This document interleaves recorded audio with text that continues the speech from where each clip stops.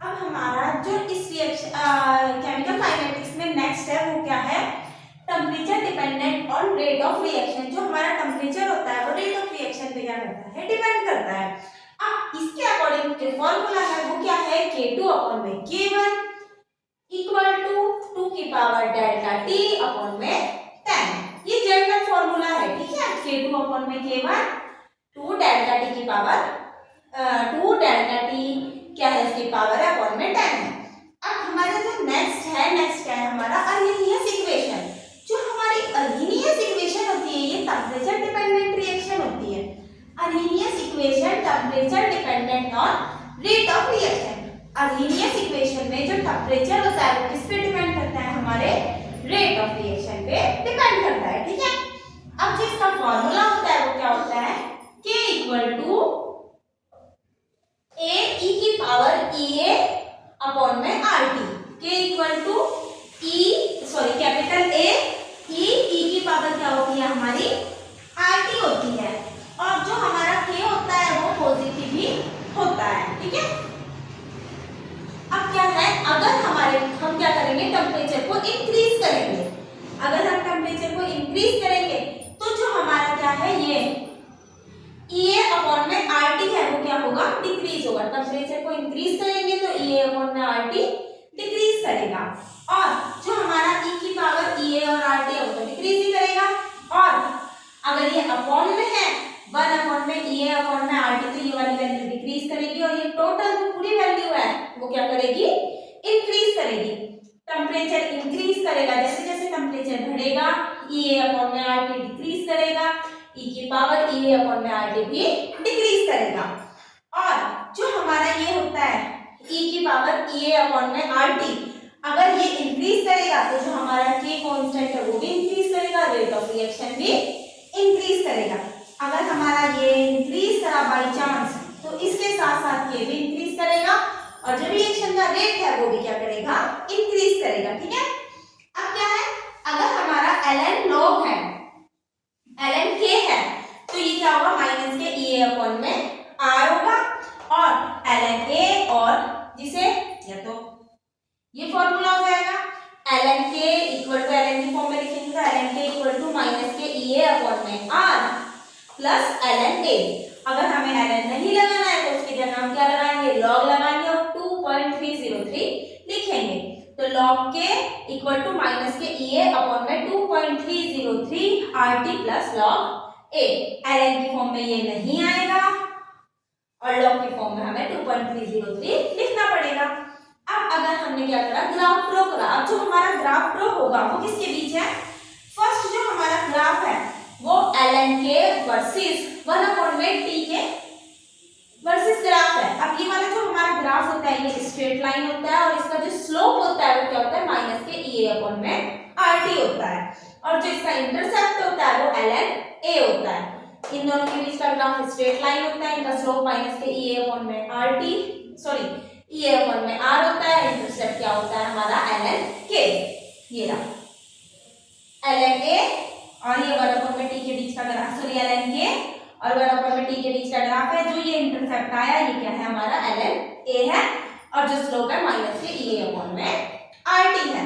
Next है, अगर हमारा जो प्लॉट है वो log K वर्सेस 1 अपॉन में A T के साथ है तो ये भी क्या होगा, हमारा स्ट्रेट लाइन होता है नंबर 1। और इसका जो स्लोप आता है वो क्या आता है, माइनस के EA अपॉन में 2.303 RT। और इंटरसेप्ट क्या होता है हमारा log A, जैसे उसमें ln A था इसमें log K है, ठीक है। log A उल्टा हो जाएगा, log K वर्सेस 1 अपॉन में T का ग्राफ है, स्ट्रेट लाइन ग्राफ है। इसका स्लोप क्या है, माइनस के EA अपॉन में 2.303 R और जो इंटरसेप्ट है वो क्या है हमारा log A। अब इनका जो फॉर्मूला होता है वो क्या होता है, अगर हमारे लिए इक्वेशन का पूरा फॉर्मूला देखें तो वो क्या होता है हमारा log K2 अपॉन में K1। ग्राफ होता है वो क्या होता है, log K2 अपॉन में K1 equal to EA upon में 2.303 R 1 अपॉन में T1 माइनस 1 अपॉन में T2। ये तो ऐसे लिख लो, या फिर EA अपॉन में 2.303 R ब्रैकेट में T2 माइनस T1 अपॉन में T1 और T2 मल्टीप्लाई है। अब इसके बाद हमें कोलिजन थ्योरी के बारे में पढ़ना है। जो हमारी कोलिजन थ्योरी होती है, सिंपल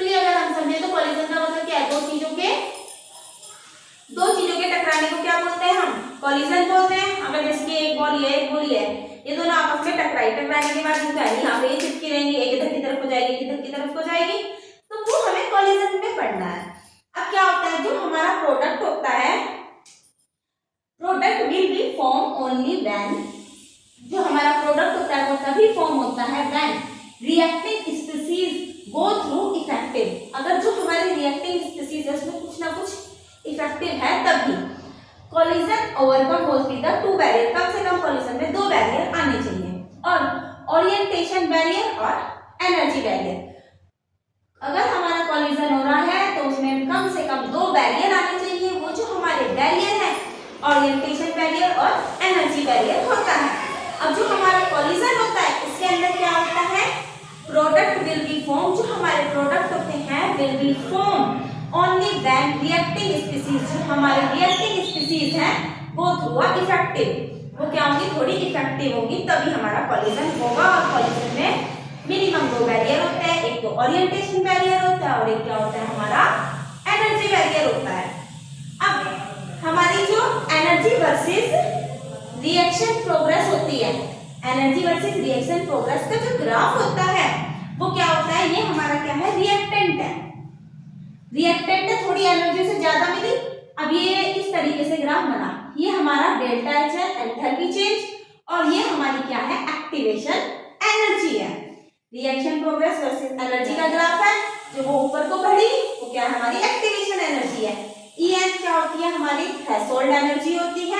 एक्टिवेशन एनर्जी कॉम्प्लेक्स या फिर बैरियर एनर्जी बोलो, threshold energy, energy of activation complex, barrier energy, और ये का मतलब क्या होता है, हमारा एक्टिवेशन एनर्जी। अब क्या होता है, लेट सपोज हमने क्या करा, एग्जांपल लिया, x और y थे, दो लिए XY। अब इनका ये वाला जो बॉन्ड होता है ये हमारा ओरिजिनल बॉन्ड होता है, ये आपस में जुड़े, जब ये आपस में जुड़े तो इन दोनों के बीच में क्या बने, नए बॉन्ड भी बने। ये वाला जो बॉन्ड फॉर्म हुआ और ये वाला, ये इनके नए बॉन्ड फॉर्म हुए, और ये वाले जो ओरिजिनल बॉन्ड थे ये तो थे ही, बाद में ये दोनों बॉन्ड क्या हो जाएंगे, हमारे हट जाएंगे और नए बॉन्ड बने रहेंगे। ठीक है, जैसे कि H2 और I2 के बीच में रिएक्शन कराई तो 2HI बना, सेम ये मैंने दिखाया, HI, इन दोनों के बीच में रिएक्शन हुई, आपस में जुड़े, ये रिएक्टेंट पार्टिकल है, ये एक्टिवेटेड कॉम्प्लेक्स है, इसके बाद हमारा प्रोडक्ट पार्टिकल बन जाता है। अब जो हमारी एनर्जी रिक्वायर्ड होती है रिएक्टेंट को फॉर्म करने के लिए, energy required by reactant to form a activated reaction, वो एनर्जी जो रिक्वायर्ड करता है रिएक्टेंट फॉर्म करने के लिए एक्टिवेटेड रिएक्शन के कोऑर्डिनेट को, उसे क्या बोलते हैं हम, एक्टिवेशन एनर्जी बोलते हैं। Energy required by reactant, energy required by reactant to form activated reaction coordinate complex is called activation energy. अब इसके बाद हम इसका नेक्स्ट ग्राफ पढ़ेंगे एक्टिवेशन एनर्जी का। अब हम क्या करेंगे, एक्टिवेशन एनर्जी वाला ग्राफ पढ़ेंगे। अब हमारा number of molecule versus energy का ये ग्राफ है। अब इसमें क्या है, ये वाली जो हमारी एनर्जी है ये हायर टेम्परेचर पे है, और एक एनर्जी हमारी ये वाली है, ठीक है, ये जो ब्लू वाले से है, दोनों ब्लैक से ही हो गई वैसे, ये वाली, ठीक है। अब जो इधर वाली साइड है ये नंबर, ये मॉलिक्यूल है, molecule with this energy do not have enough energy to react, ये वो मॉलिक्यूल है जिनके पास जो एनर्जी है वो रिएक्ट नहीं कर पा रही है। नंबर ऑफ मॉलिक्यूल बढ़ाए, अब जितना जितना टेम्परेचर बढ़ता रहा उस समय क्या है, यहाँ पे ये जो बने इतने, ये नंबर ऑफ वो मॉलिक्यूल है, molecule with energy will react, जिनके साथ एनर्जी रिएक्ट हुई। और ये वाला जो टेम्परेचर है ये हमारा कौन सा है, हायर टेम्परेचर है, और ये वाली जो हमारी एनर्जी है ये क्या है, हमारी एक्टिवेशन एनर्जी है। अब इतनी एक्टिवेशन एनर्जी हमारे को देखने को मिली। अब इसके बाद हमें पता है 2 तरह की रिएक्शन होती है, एक एक्सोथर्मिक, एक एंडोथर्मिक, एक में से एनर्जी रिलीज होती है, एक में एनर्जी अब्सॉर्ब होती है। अब जो हमारी एक्सोथर्मिक रिएक्शन होती है, रिएक्शन प्रोग्रेस वर्सेस एनर्जी का जो ग्राफ होता है, इसमें जो HR है वो किसकी एनर्जी है, हमारी रिएक्टेंट की, और इसमें क्या है, हमारी एक्टिवेशन एनर्जी है। ETH मतलब हमारी थ्रेशोल्ड एनर्जी है, जो एनर्जी होती है इक्वल इक्वल किसकी होती है, threshold energy minus reactant energy. TH का मतलब थ्रेशोल्ड एनर्जी और ER का मतलब एनर्जी ऑफ रिएक्टेंट। अब ये वाली जो इतनी है, यहाँ से लेके यहाँ तक जो भी लगी, ये हमारी थ्रेशोल्ड एनर्जी थी और ये हमारी रिएक्टेंट की एनर्जी थी। थोड़ी एनर्जी हमने जो और एनर्जी मिली वो हमारी एक्टिवेशन एनर्जी हुई। अब ये जो एक्टिवेशन एनर्जी है यहाँ से लगी इतनी, जो ये हमारी इतनी एनर्जी है ये हमारी क्या होते हैं, चेंज इन एंथैल्पी से कहा जाता है। अब जो हमारी एक्सोथर्मिक होती है उसका ग्राफ क्या होता है, ऊपर की तरफ को होता है। नेक्स्ट क्या है, हमारी एंडोथर्मिक रिएक्शन है। जो हमारी एंडोथर्मिक रिएक्शन होती है इसका जो ग्राफ होती है, इसमें क्या होता है, जो हमारी एक्टिवेशन एनर्जी होती है, एक तो ETH होता है, ETH का मतलब क्या होता है, हमारी थ्रेशोल्ड एनर्जी होती है। और इसके अंदर क्या होता है, जो हमारा एंथैल्पी चेंज होता है जिसे हम डेल्टा H बोलते हैं, एनर्जी वर्सेस रिएक्शन प्रोग्रेस के बीच का ये ग्राफ होता है। HP का मतलब क्या है, हमारी प्रोडक्ट की एंथैल्पी, HA का मतलब हमारी रिएक्टेंट की एंथैल्पी। इसमें डेल्टा H क्या होता है, जो एंडोथर्मिक होती है, एक्सोथर्मिक में कम होता है, एंडोथर्मिक में क्या होता है, एनर्जी ग्राफ ज्यादा होता है क्योंकि उसमें एनर्जी यूज की जाती है। इसके बाद हम अपना नेक्स्ट पढ़ेंगे कैटलिस्ट।